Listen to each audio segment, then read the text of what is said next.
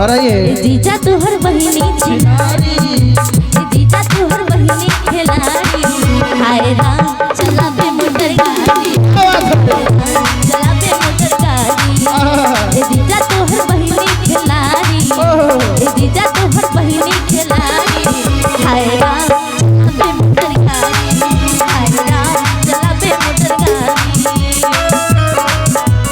और देखिए अब क्या प्रॉब्लम हो गया? मौसा जी को थोड़ा सा तकलीफ होने लगा है कि जीजा जी को कह रहे हैं, मौसा जी को कुछ नहीं कर रहे हैं।